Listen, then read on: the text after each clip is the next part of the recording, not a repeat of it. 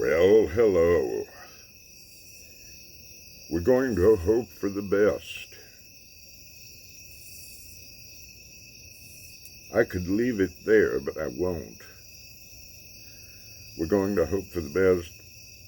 My neighbors have been extraordinarily noisy at night of late. Mercilessly noisy. Now, I think he's hearing impaired and doesn't realize. But boy, I do. So, what happened? That I would make a video, and the answer is a couple of things. I mean, one is the burden of it was upon me. And the second is I made an acquisition. Oh my goodness. Yes. I got it, within the last 2 weeks. And this side says that it was made by R.J. Reynolds in Winston-Salem. And this side says that it was made 1979 or after, up to 87, which is when RJR sold off their Prince Albert brand, originally to Republic Tobacco Company, and thence to John Middleton, which made a better home for it, honestly. And I don't know that Republic Tobacco existed for anything except the acquisition of brands that they would then sell off to other producers, because they weren't at all good at producing tobacco. And such companies do exist. Well, Prince Albert, of course, is Burley. Just good old Burley. And it's crimp cut, just as it says on the tin. And so there's a story about it. Reynolds acquired this portrait of Prince Albert, who was later King Edward, by the way, and acquired this portrait of him from Mark Twain. They were at a tea party or cocktail party, garden party, some sort of light occasion together, and Reynolds had it from him. And thence to the tobacco tins that have traveled worldwide. Well,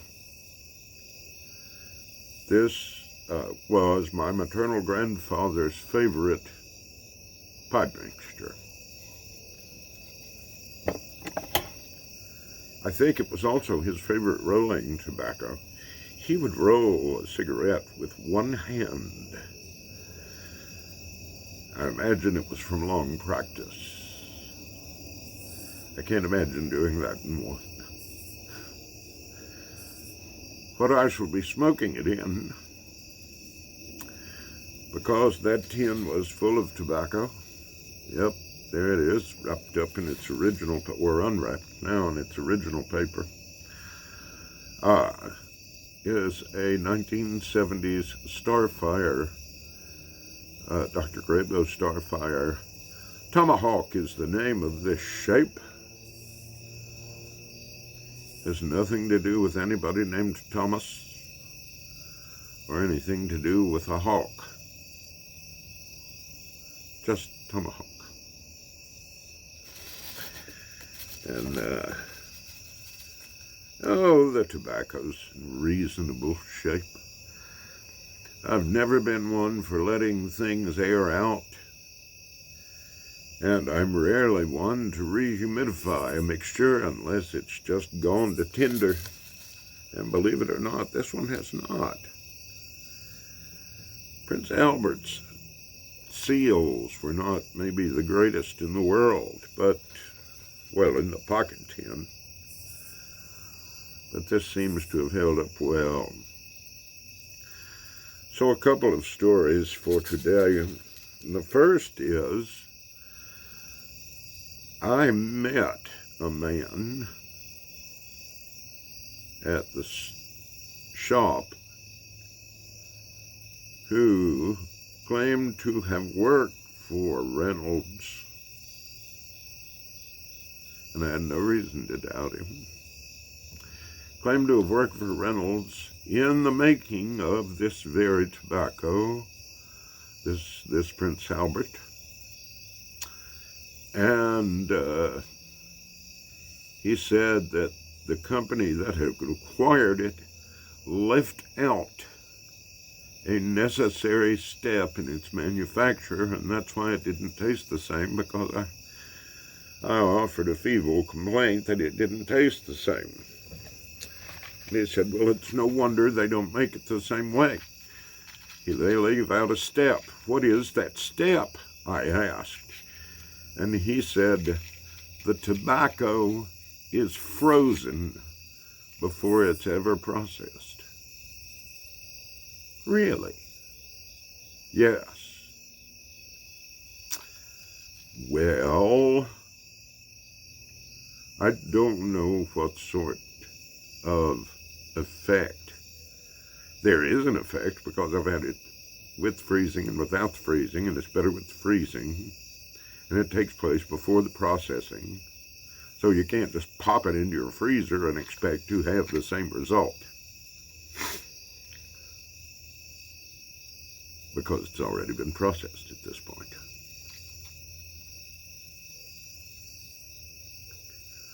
I ran through my head, why would they freeze the tobacco? And then it occurred to me. Now, none of you have ever had this experience, I hope, but I had bought a pound of tobacco and took it home from a tobacconist who shall be unnamed in this story, because it's the kind of thing that could happen to anybody, because tobacco beetle eggs live in all the tobacco.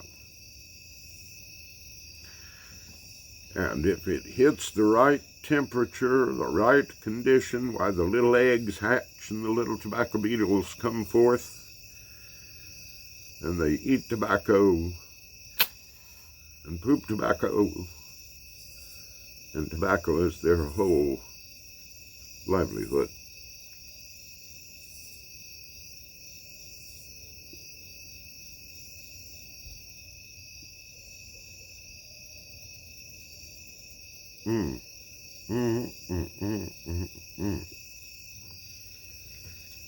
Oh, that's delicious.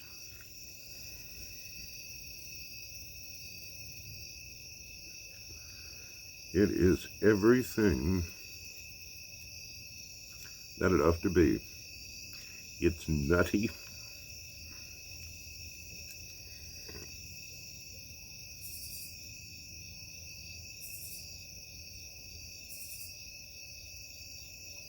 Don't get greedy with this one.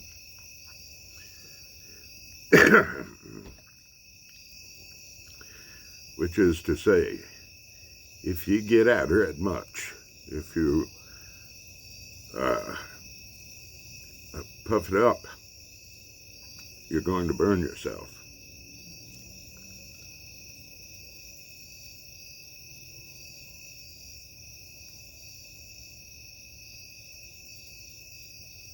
But if you go slow, oh, this taste is just delightful. And it reminds me of my grandfather, of course,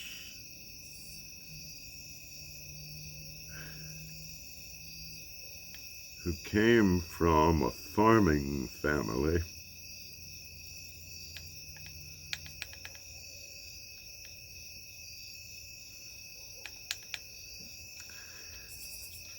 in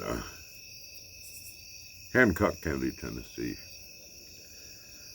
which is the extreme north, but not quite the extreme east. I think there are 2 counties in North Carolina. But it's next to Virginia and Kentucky, where they abut. Well,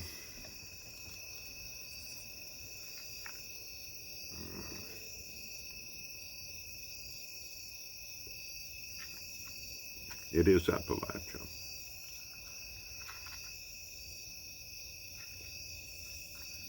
Southern Appalachia, not central or northern or Canadian or French Appalachia. Oh, did you know that there's French Appalachia? There's a story for another time. Well, that's my Prince Albert story. They don't freeze it. This is the bit that was frozen.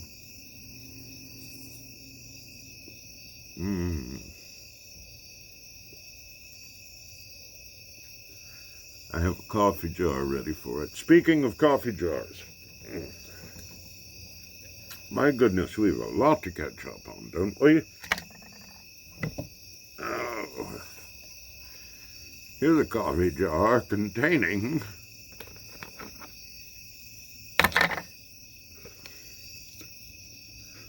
one twist, quite soft.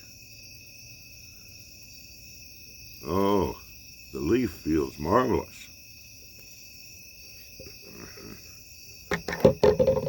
This is Red Ox Twist from Gallatin, Tennessee, which is in Middle Tennessee. Tennessee comes in 3 flavors. There's East Tennessee, Middle Tennessee, and West Tennessee. There is not Western Tennessee, Central Tennessee, and Eastern Tennessee. Those things don't exist. East Tennessee, Middle Tennessee, and West Tennessee exist by law and under our state constitution. They're called the 3 grand divisions. And they have to do, believe it or not, with the culture of the residents, or citizens, as I like to call us. Citizens of the great and sovereign state of Tennessee.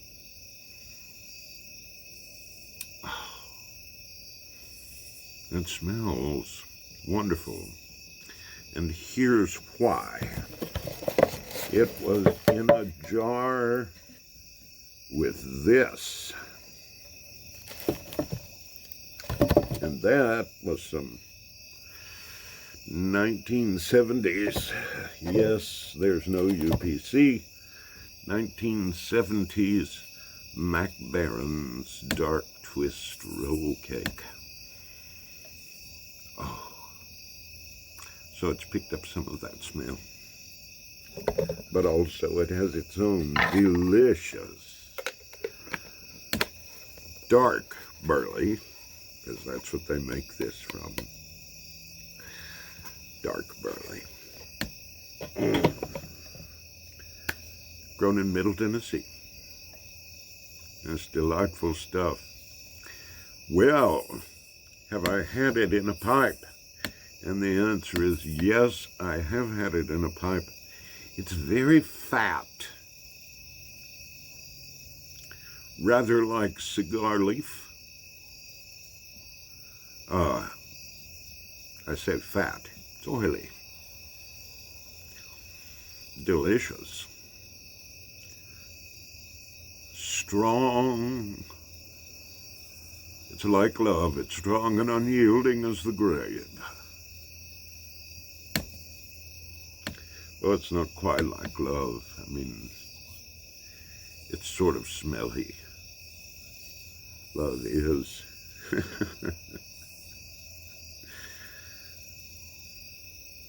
A last story I wanted to tell you, because we're already at about 15 minutes, and that's the length of your patience, many of you.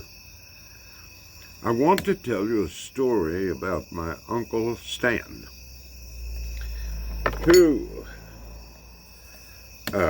whom I just loved. And he wasn't really my uncle as one gauges such thing. He was my first cousin once removed. What? Yes, there's a difference. He was not my second cousin. He was my first cousin once removed. His son, one of my favorite cousins, because he's so funny, like his father. He is my second cousin, but he's much more like a first cousin, because Uncle Stan lived under the same roof as my father and his brothers and their sister. And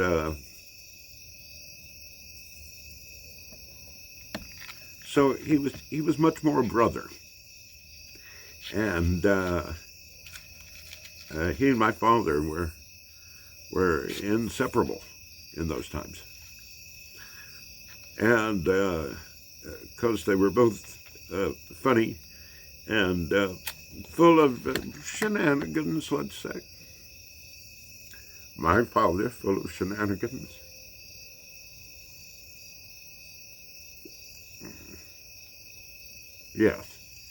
Yes.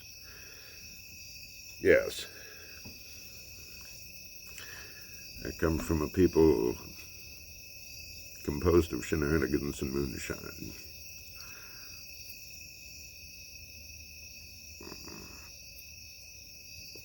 And raised on oat hulls and Calvinism. Good heavens. How did we ever survive? Well,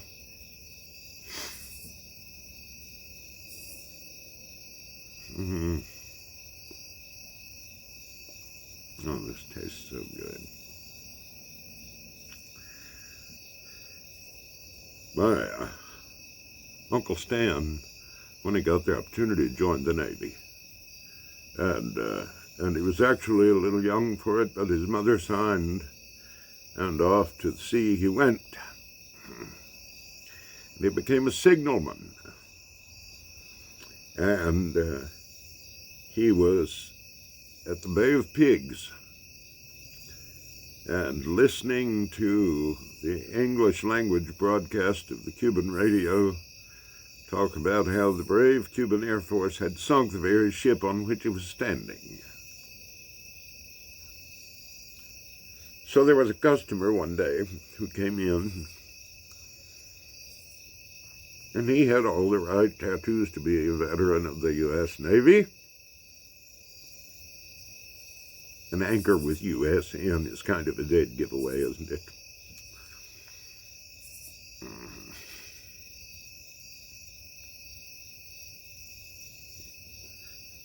And we got to talking. And I told him my Uncle Stan had been a sailor. And he said, "Oh, that's great. What did he do?" And I said, "Well, he was a signalman." He said, "Well, I was a signalman." I said, "He was at the Bay of Pigs." And I was at the Bay of Pigs, the man said. And he was of the right age. I didn't doubt him. He didn't have the look of a liar. Well, there would have been more than one U.S. ship there, and each one would have had a signalman or two or three.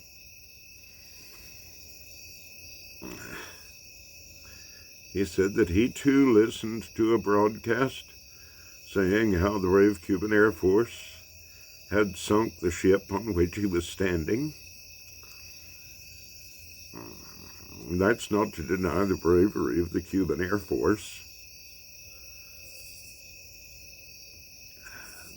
That's just to point out how government information is pretty much always government information, isn't it?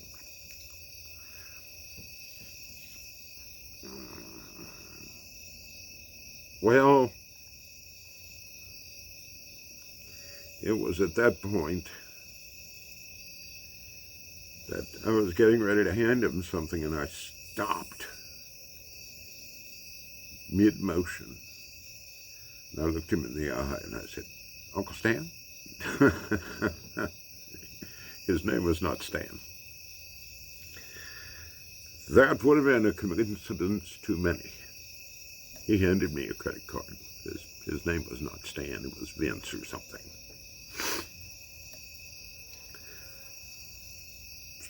But what an interesting set of coincidences.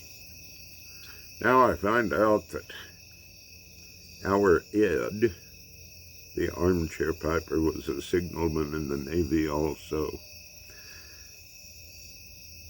And I'm wondering if it was Ed that day at the counter. That would be a marvelous coincidence.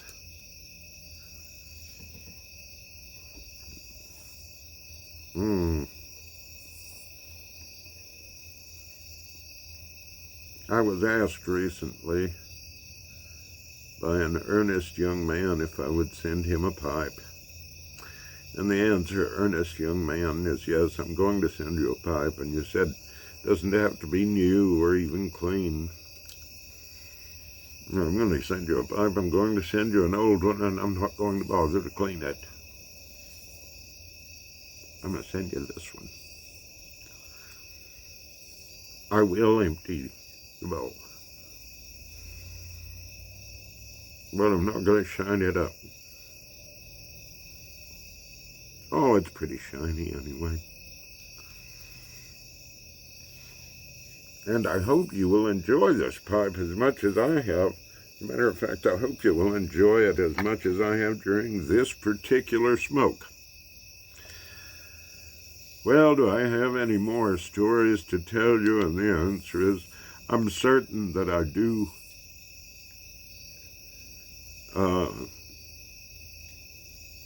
My goal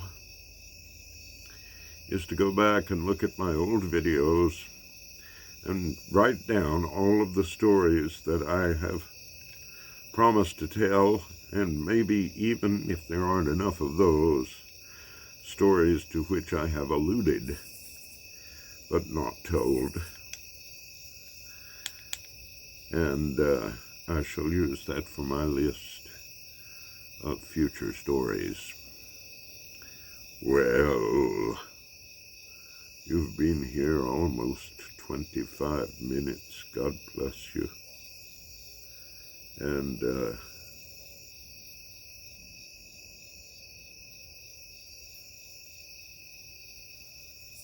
it seems a shame to keep you much longer. I don't know of a thing else to tell you except my fond thoughts of you and my good wishes for you. And I think that's enough. Now, go bother somebody else.